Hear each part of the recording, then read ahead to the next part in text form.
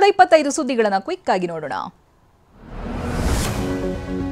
ರಾಜ್ಯ ಬಿಜೆಪಿಯಲ್ಲಿ ಬಣ ಬಡಿದಾಟ ಜೋರಾಗಿದೆ. ಇದಕ್ಕೆಲ್ಲ ಬ್ರೇಕ್ ಹಾಕುವ ನಿಟ್ಟಿನಲ್ಲಿ ಇವತ್ತು ಬಿಜೆಪಿ ಕೋರ್ ಕಮಿಟಿ ಸಭೆ ಕರೆಯಲಾಗಿದೆ. ಬೆಂಗಳೂರಿನ ಬಿಜೆಪಿ ಕಚೇರಿಯಲ್ಲಿ ರಾಜ್ಯ ಬಿಜೆಪಿ ಉಸ್ತುವಾರಿ ರಾಧಾಮೋಹನ್ ದಾಸ್ ನೇತೃತ್ವದಲ್ಲಿ ಕೋರ್ ಕಮಿಟಿ ಸಭೆ ನಡೆಯಲಿದೆ.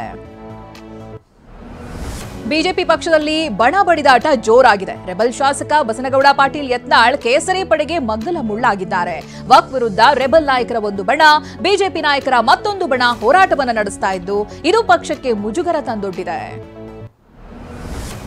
ಬಿಜೆಪಿಯಲ್ಲಿ ಮನೆಯೊಂದು ಮೂರು ಬಾಗಿಲು ಎಂಬಂತಾಗಿದೆ. ಯತ್ನಾಳ್ ನೇತೃತ್ವದ ಒಂದು ಬಣ, ವಿಜೇಂದ್ರ ನೇತೃತ್ವದ ಮತ್ತೊಂದು ಬಣದ ನಡುವೆ ವಾಕ್ಸಮರ ನಡೀತಾ ಇದೆ. ಇವತ್ತಿನ ಕೋರ್ ಕಮಿಟಿ ಸಭೆಯಲ್ಲಿ ಉಭಯ ಬಣದ ನಾಯಕರು ಮುಖಾಮುಖಿಯಾಗುವಂತ ಸಾಧ್ಯತೆ ಇದೆ. ಶಾಸಕ ಯತ್ನಾಳ್ ಬಿಎಸ್ವೈ ಕುಟುಂಬದ ವಿರುದ್ಧ ನೇರವಾಗಿ ವಾಗ್ದಾಳಿಯನ್ನು ನಡೆಸಿದ್ದಾರೆ. ಮೊನ್ನೆಯಷ್ಟೇ ಶಿಸ್ತು ಸಮಿತಿ ಮುಂದೆ 6 ಪುಟಗಳ ಉತ್ತರವನ್ನು ಒಪ್ಪಿಸಿದ್ದಾರೆ. ಇದೀಗ ಕೋರ್ ಕಮಿಟಿ ಸಭೆಯಲ್ಲೂ ಯತ್ನಾಳ್ ಬಣ ರೆಬಲ್ ಆಗುವಂತ ಸಾಧ್ಯತೆ ಇದೆ. ಒಂದೆಡೆ ಕೋರ್ ಕಮಿಟಿ ಸಭೆಗೆ ಬಿಜೆಪಿ ಸಜ್ಜಾಗಿದ್ರೆ ಮತ್ತೊಂದು ಕಡೆ ದೆಹಲಿಯಿಂದ ಬಂದಿಳಿತಾ ಇದ್ದಂತೆ ಶಾಸಕ ಯತ್ನಾಳ್ ಮತ್ತಷ್ಟು ರೆಬಲ್ ಆಗಿದ್ದಾರೆ. ತಮ್ಮ ತಂಡ ಮತ್ತಷ್ಟು ಬಲಿಷ್ಠವಾಗಿದೆ, ಎಲ್ಲಾ ಉತ್ತರಕ್ಕೂ ಸದಾ ಸನ್ನದ್ಧವಾಗಿದ್ದೀನಿ, ನನ್ನನ್ನ ಮುಗಿಸ್ತೀನಿ ಅಂದುಕೊಂಡಿದ್ರೆ ಅದು ಮೂರ್ಖತನ, ನಮ್ಮ ನಾಯಕರ ವಿರುದ್ಧ ವರಿಷ್ಠರಿಗೆ ಗುಪ್ತಪತ್ರ ಬರೀತೀನಿ ಅನ್ನೋದಾಗಿ ಯತ್ನಾಳ್ ಸಿಡಿದೆದ್ದಿದ್ದಾರೆ. ಇವತ್ತು ಮಧ್ಯಾಹ್ನ 3:30ಕ್ಕೆ ವಿಜಯನಗರ ಜಿಲ್ಲೆಯ ಕೂಡ್ಲಿಗಿಗೆ ಭೇಟಿಯನ್ನ ನೀಡಿರುವಂತಹ ದಿನೇಶ್ ಗುಂಡೂರಾವ್ ಕೂಡ್ಲಿಗಿಯಲ್ಲಿ ಮೃತ ಬಾಣಂತಿ ಸುಮಯ್ಯ ಕುಟುಂಬಕ್ಕೆ ಸಾಂತ್ವನ ಹೇಳಲಿದ್ದಾರೆ.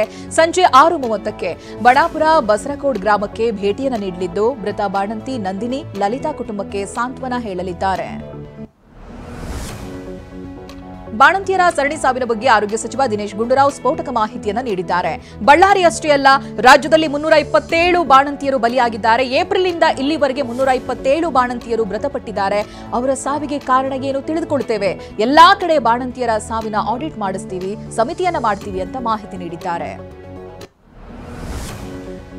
ಬೆಳಗಾವಿಯಲ್ಲಿ ವಿಧಾನಮಂಡಲ ಚಳಿಗಾಲದ ಅಧಿವೇಶನಕ್ಕೆ ಜಿಲ್ಲಾಡಳಿತ ಸಕಲ ಸಿದ್ಧತೆಯನ್ನು ಮಾಡಿಕೊಳ್ಳುತ್ತಾ ಇದೆ. ಡಿಸೆಂಬರ್ 9ರಿಂದ ಆರಂಭವಾಗಿ 19ರವರೆಗೂ ಕೂಡ ಅಧಿವೇಶನ ನಡೆಯುತ್ತೆ. ಜಿಲ್ಲಾಡಳಿತದಿಂದ ವಸತಿ, ಊಟ, ಸಾರಿಗೆ, ಶಿಷ್ಟಾಚಾರ ಸೇರಿ 10 ಸಮಿತಿ ರಚಿಸಿದೆ.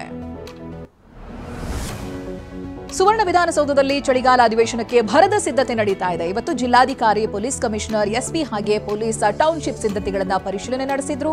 ಸ್ವಚ್ಛತೆ, ಕಚೇರಿಗಳಲ್ಲಿನ ವ್ಯವಸ್ಥೆ, ಗಾರ್ಡನ್, ಪಾರ್ಕಿಂಗ್ ಇವೆಲ್ಲವನ್ನೂ ತಪಾಸಣೆ ಮಾಡಿದ್ರು. ನಾಳೆಯೊಳಗೆ ಕೊನೆಯ ಹಂತದ ಕಾಮಗಾರಿ ಮುಗಿಸುವಂತೆ ಡಿಸಿ ಸೂಚನೆ ನೀಡಿದರು. ಮುಡಾದಲ್ಲಿ ಮತ್ತೊಂದು ಮಹಾ ಭ್ರಷ್ಟಾಚಾರ ಬಯಲಾಗಿದೆ. ಕೋಟ್ಯಾಂತರ ರೂಪಾಯಿ ಬೆಲೆ ಬಾಳುವ 23 ಸೈಟ್ಗಳನ್ನು ಕೇವಲ 3,000ದಂತೆ ಮಾರಾಟ ಮಾಡಿದ್ದಾರೆ. 600 ರೂಪಾಯಿ ಶುಲ್ಕವನ್ನ ಕಟ್ಟಿಸಿಕೊಂಡು ಸೈಟ್ ರಿಜಿಸ್ಟರ್ ಮಾಡಿಸಿದ್ದಾರೆ. ಸರ್ಕಾರಕ್ಕೆ ಬರೋಬ್ಬರಿ 300 ಕೋಟಿ ರೂಪಾಯಿ ನಷ್ಟವಾಗಿರುವುದು ಬಯಲಾಗಿದೆ. ಬೆಂಗಳೂರಿನಲ್ಲಿ ಕೈದಿಗಳ ದರ್ಬಾರ್ ದೃಶ್ಯಗಳು ಚರ್ಚೆಗೆ ಗ್ರಾಸವಾಗಿತ್ತು. ಆದರೆ ಕಲಬುರಗಿ ಸೆಂಟ್ರಲ್ ಜೈಲಿನಲ್ಲಿ ಕೈದಿಗಳು ಬೆಂಗಳೂರಿಗಿಂತ ಬಿಂದಾಸ್ ಆಗಿ ಜೀವನವನ್ನು ನಡೆಸ್ತಾ ಇದ್ದಾರೆ. ಜೈಲಿನಲ್ಲೇ ಕುಳಿತು ಮದ್ಯ ಸೇವಿಸಿ ಅಮಲಿನಲ್ಲಿ ತೇಲಾಡ್ತಾ ಇರುವಂತಹ ಮತ್ತಷ್ಟು ವಿಡಿಯೋಗಳು ವೈರಲ್ ಆಗಿವೆ. ಕೈದಿಗಳ ಸೆಲ್ನಲ್ಲಿ ಬೀಡಿ, ಸಿಗರೇಟ್, ಗುಟ್ಕಾ ಪ್ಯಾಕೆಟ್ಗಳ ರಾಶಿ ಬೆಚ್ಚಿ ಬೀಳಿಸಿದೆ. ಜೈಲಿನಲ್ಲಿ ಕೆಲ ರೌಡಿಗಳನ್ನ ಬೇರೆ ಜೈಲಿಗೆ ಶಿಫ್ಟ್ ಮಾಡಿದ ಬೆನ್ನಲ್ಲೇ ವಿಡಿಯೋಗಳು ರಿಲೀಸ್ ಆಗಿವೆ. ಜೈಲು ಅಧೀಕ್ಷಕಿ ಅನಿತಾ ಅವರ ವರ್ಗಾವಣೆಗೆ ಹುನ್ನಾರ ಮಾಡಿ ವಿಡಿಯೋವನ್ನ ರಿಲೀಸ್ ಮಾಡಿದ್ದಾರೆ ಅನ್ನುವಂತ ಆರೋಪ ಕೇಳಿ ಬರ್ತಾ ಇದೆ. ಬೆಂಗಳೂರಿನ ಆಗ್ನೇಯ ಭಾಗದ ಸರ್ಜಾಪುರದಿಂದ ಉತ್ತರ ಭಾಗದ ಹೆಬ್ಬಾಳದವರೆಗಿನ ನಮ್ಮ ಮೆಟ್ರೋದ 3ನೇ ಎ ಹಂತಕ್ಕೆ ಸಚಿವ ಸಂಪುಟ ಸಭೆ ಒಪ್ಪಿಗೆಯನ್ನ ನೀಡಿದೆ.